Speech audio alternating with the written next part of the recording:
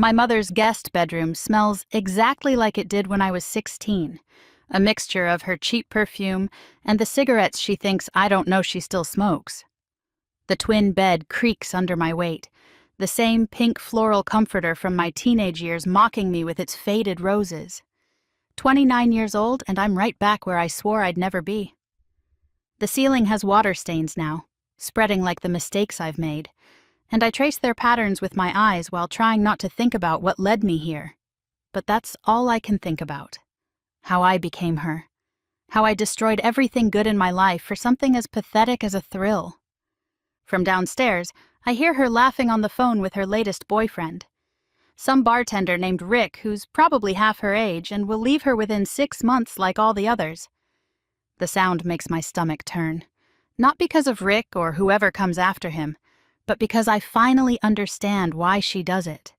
The constant search for something new, something exciting, something that makes you feel alive even when it's killing everything real around you. I used to hate her for it. When I was 9, my world split in two. Before the divorce and after. Before, when Dad would come home from his job at the shipyard and swing me around the kitchen while Mom cooked dinner. After, when he'd pick me up for weekend visits with eyes that looked dead and a smile that never reached them. I knew Mom had done something terrible. Kids always know, even when adults think they're protecting them with vague explanations. The hushed phone calls, the way family friends would look at her with disgust, the way Dad couldn't even say her name without his jaw clenching. She'd cheated. Broken our family for some supervisor at the hospital where she worked nights. "Your father was a good man," she told me once when I was 12 after 3 glasses of wine. "Too good, maybe. Sometimes good is boring, Celia. Sometimes a woman needs more than good." I remember staring at her with such hatred. Dad wasn't boring. Dad was stability and bedtime stories and fixing my bike when the chain came off. Dad was safety. And she'd thrown him away for what? For exciting? For more? The man she left him for didn't even stick around. Gone within a year, on to the next nurse or whoever caught his eye. And Mom just moved on to the next one and the next, each relationship more toxic than the last men who yelled, who drank too much, who looked at teenage me in ways that made my skin crawl. But they were exciting, I guess. They gave her that more she needed. Dad never recovered. I found out when I was 18 that Mom wasn't his first heartbreak. His college fiancé had cheated too, with his roommate. He'd forgiven her, tried to make it work, but she'd done it again. When he met Mom, he thought he'd finally found someone different, someone who would value the steady, quiet love he offered.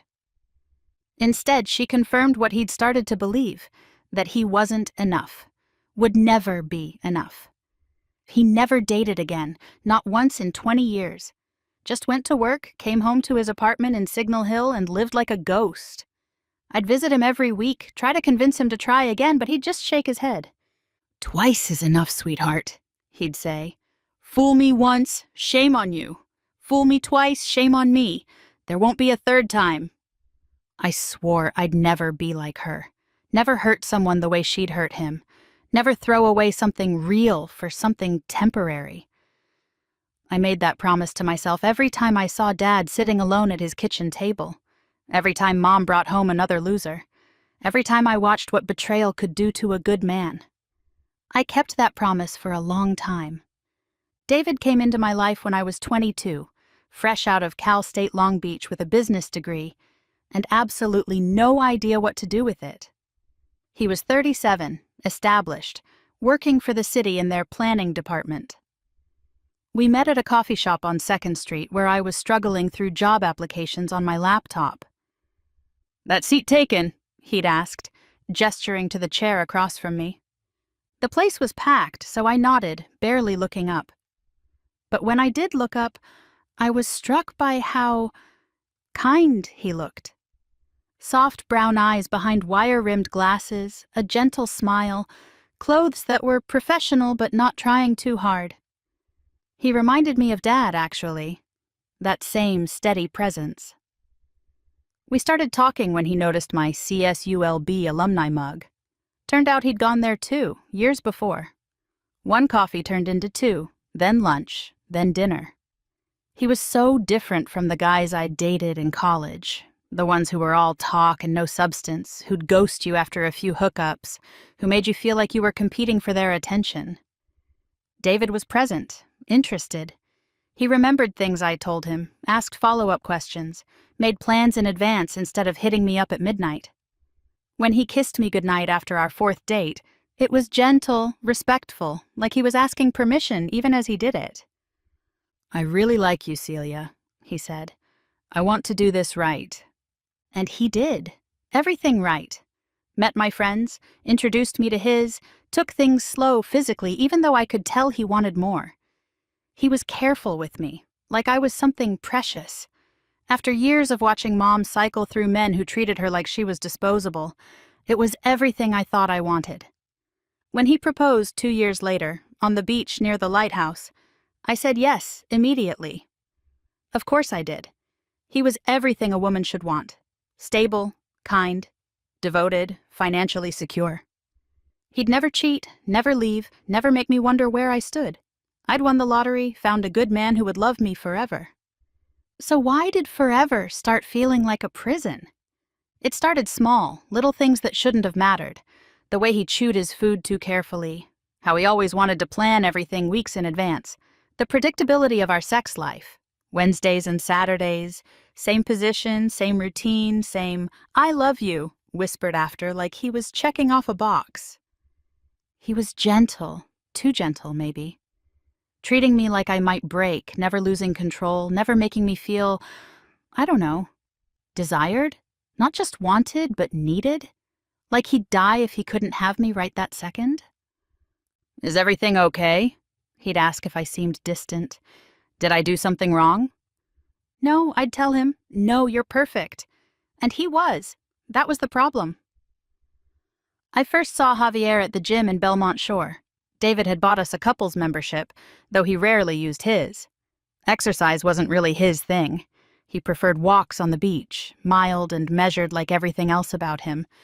But I went religiously, needing the endorphins, the burn in my muscles, something to make me feel alive. And there was Javier, one of the trainers, all shoulders and swagger and the kind of smile that made you forget you were married. "Need a spot?" he asked one day when I was struggling with the bench press. I should have said no. Should have found a different gym. Should have recognized the danger in the way my pulse jumped when he stood over me, muscles flexing as he helped guide the bar. But I didn't. I said yes. And yes again when he offered to write me a program. And yes, once more when he suggested one-on-one sessions. "Your husband's a lucky man," he said during our third session, watching me do squats in the mirror. "He is," I agreed, but it sounded hollow even to me. "Doesn't work out though, huh? Seen you here a lot, never seen him." "He's busy," I lied. David wasn't busy. He was home, probably reading or watching documentaries about urban planning. Being good, being stable, being boring. I started lying about how long I was at the gym. An hour became 2, then 3. I'd tell David I was taking a class, getting coffee with a friend after. Traffic was bad. He believed every word because why wouldn't he? I'd never given him reason to doubt me. The first time Javier kissed me was in his car after a session. We'd been talking about music. He was into reggaeton, had been playing it during our workout, moving his hips in ways that made me forget proper form. "You've never been to a real club, have you?" he'd asked. And I'd laughed because no, David and I didn't do clubs. We did wine bars and dinner parties and couples game nights. "I could take you," he offered. "Show you what you're missing." "I'm married," I said, but I didn't move away when he leaned in. "I know," he said, and kissed me anyway. It was nothing like David's kisses. This was hungry, demanding, his hand in my hair pulling me closer. I kissed him back with 7 years of pent-up frustration, 7 years of being treated like China when sometimes I wanted to be treated like a woman who could handle being desired. "This is wrong," I said when we broke apart. Yeah, he agreed, then kissed me again. That's how it started. Stolen moments in cars, in the gym's storage room, eventually in his apartment in Downey. He was everything David wasn't. Spontaneous, passionate, rough when I wanted rough, sweet when I needed sweet. He made me feel 22 again, instead of pushing 30 with a mortgage, and a husband who scheduled our date nights in his planner. The guilt was crushing at first. I'd go home to David, let him kiss my cheek, serve me dinner he'd cooked, tell me about his day, and I'd want to confess everything. But then he'd do something, use his napkin too precisely, laugh at his own mild joke, suggest we watch another documentary. And I'd remember why I was doing this. I needed more. Just like Mom had said. God, how I hated that she was right.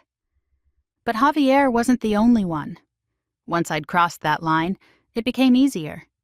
The bartender at the place in Naples where my book club met a divorced dad from my spin class. My coworker's brother, who I met at a happy hour. Each one different, each one offering something David couldn't or wouldn't give me. I became an expert at deception. Different email accounts, a secret credit card, lies that flowed so easily they scared me. Part of me liked how easy the lies came. The rush of being two people, one for David, one for myself. It made me feel powerful and a little bit free. I'd delete texts, clear my browser history, keep stories straight about where I'd been and with whom David never questioned any of it. Why would he? I was his good wife, the woman who'd never hurt him the way others had been hurt. Sometimes I'd catch him looking at me with such love, such trust, and the guilt would nearly break me. But then the weekend would come, with its predictable routine. Farmer's market Saturday morning, dinner with his parents Saturday night, lazy Sunday with the newspaper and meal prep for the week, and I'd feel like I was suffocating. "We should take a trip," he suggested one evening. "Maybe Europe? We could plan it for next summer. Save up, make an itinerary." An itinerary? Of course he wanted an itinerary. "That sounds nice," I said, thinking about how Javier would probably just show up at my door and say, "Pack a bag," and we'd drive to Vegas or Mexico without a plan in the world. I started to resent David for being exactly who he'd always been. Resent him for loving me so steadily. Resent him for not noticing that I was slowly becoming someone else, someone I'd sworn I'd never be. Part of me wanted him to catch me, to force the issue, to feel something other than that steady, measured contentment. He found out on a Thursday. I was supposed to be at a work conference in Anaheim. I'd told him about it weeks ago, shown him the fake registration I'd mocked up, kissed him goodbye that morning like any other day was. But I wasn't in Anaheim. I was in a motel in Lakewood with Martin, a musician I'd met at a bar in Bixby Knolls. David had left work early with a migraine, decided to surprise me by driving to Anaheim with soup from my favorite place, because that's the kind of thing David did called the hotel where I was supposedly staying. Found out there was no conference, no reservation, no wife. He used "Find My Phone." I'd forgotten we'd set that up years ago for emergencies. I was in the shower when Martin started yelling. Came out wrapped in a towel to find David standing in the doorway with his phone out, recording everything, Martin scrambling for his clothes, me frozen like a deer in headlights. The tacky motel room with its water-stained ceiling, and the kind of bedspread you don't want to think about too hard. David didn't say a word. Not one word. Just looked at me with eyes that reminded me so much of Dad's after Mom left. That same dead quality, that same light going out. Then turned and walked away. By the time I got home, my things were in boxes on the lawn. The locks had been changed. My key turned uselessly in a lock that no longer recognized me. I sat on the porch steps, calling his phone over and over, watching it go straight to voicemail, until the neighbors started staring and I realized what I must look like. The cheating wife, locked out, getting what she deserved. I called my father. He answered on the third ring, and just hearing his voice made me start crying. "Dad, I need you to come get me. David..." He. We had a fight and. Don't lie to me, Celia. His voice was tired. David called me, told me everything. The words hit like physical blows. Of course David had called him. They'd become close over the years, bonding over their shared quiet interests. Baseball, history, documentaries, the kind of steady love that didn't need words. Dad, please let me explain. You sound just like your mother. I couldn't breathe, couldn't speak, just sat there on the steps with the phone pressed to my ear, listening to my father's disappointed silence. I'll come get your things, he finally said, but you're not coming to my place. Where am I supposed to go? Your mother's, I suppose. Seems fitting. He hung up. My father, who'd never hung up on me in my life, who'd always been my safe harbor, hung up like I was a telemarketer interrupting dinner. He showed up an hour later in his old pickup truck, loaded my boxes without looking at me, worked with the same methodical care he applied to everything. When I tried to talk, to explain, he just shook his head. I need you to understand, I said, following him to the truck. I felt trapped, like I was missing something. David is wonderful, but he's... He's what? Dad finally looked at me, and the disappointment in his eyes was worse than anger would have been. Too good to you? Too faithful? Too much like me? That's not what I... Your mother said the same things, almost word for word.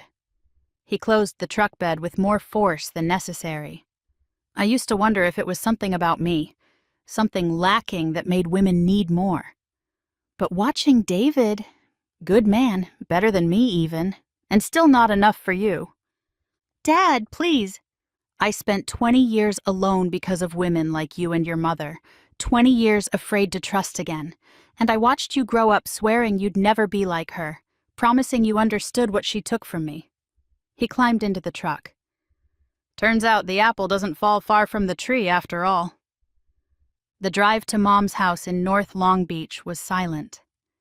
20 minutes that felt like hours, watching familiar streets pass by, each mile taking me further from the life I'd destroyed. When we pulled up to her small rental house with its dead lawn and peeling paint, I saw her watching from the window. Dad unloaded my things onto her driveway without ceremony. When he finished, he stood by his truck for a moment, looking older than his 58 years. I love you, he said quietly. You're my daughter and I'll always love you. But I can't look at you right now. Maybe not for a long time. Then he left, and I was standing in my mother's driveway with my life in boxes, finally understanding how she must have felt all those years ago. Except she'd had me to think about, a reason to move forward. I had nothing but the wreckage I'd created. Well, Mom said from the doorway, cigarette in hand despite promising me she'd quit. Guess you're not so high and mighty anymore, huh? I wanted to scream at her, blame her for showing me this path, for normalizing the search for more, for being the example I'd sworn not to follow but somehow had. But what was the point? I'd made my choices with eyes wide open, knowing exactly what I was risking. That was 3 weeks ago. 3 weeks of living in my childhood bedroom, listening to Mom cycle through her latest drama with Rick or Randy or whoever, job hunting, because I can't afford my own place on my salary alone. David filed for divorce immediately. No negotiation, no counseling, no second chances. He had video evidence of my cheating, and California's no-fault divorce laws meant I wouldn't get much anyway. He's being ridiculous, Mom said one morning over coffee. One mistake and he throws away a marriage? Men and their egos. It wasn't one mistake, I admitted. There were others. She raised an eyebrow. How many others? 4, maybe 5? Jesus, Celia. Even she looked shocked. I only cheated on your father once. But once was enough, wasn't it? Once was all it took to shatter a good man's faith in love, to destroy a family, to set patterns that would echo through generations. I've tried calling David, left messages apologizing, explaining, begging for just one conversation. His lawyer sent a cease and desist letter. The divorce should be final in 6 months. He's already moved on, according to mutual friends who won't talk to me anymore. Dating some teacher from Huntington Beach who probably appreciates his stability, his kindness, his scheduled date nights. Good for her, good for him. He deserves someone who'll see him as enough. Dad still won't see me. I've driven by his apartment a few times, seen his truck in its usual spot, the lights on in his living room where he's probably watching the History Channel alone, 20 years of solitude, and I gave him proof that he was right to choose it. That opening yourself to love just means opening yourself to betrayal. I think about David finding someone new and wonder if he'll ever fully trust her. If he'll check her phone when she's in the shower, question her gym sessions, wonder about late nights at work, if I've turned him into another version of my father, a good man made suspicious by a woman who needed more than good. The worst part is I understand now why I did it. It wasn't really about sex or excitement or whatever I told myself. It was about power. The power to be wanted by multiple people, to have secrets, to live outside the boundaries of being someone's good wife. Mom felt powerless with Dad, I think. He was so good, so steady, that there was no room for her chaos. So she created some. And I did the same thing.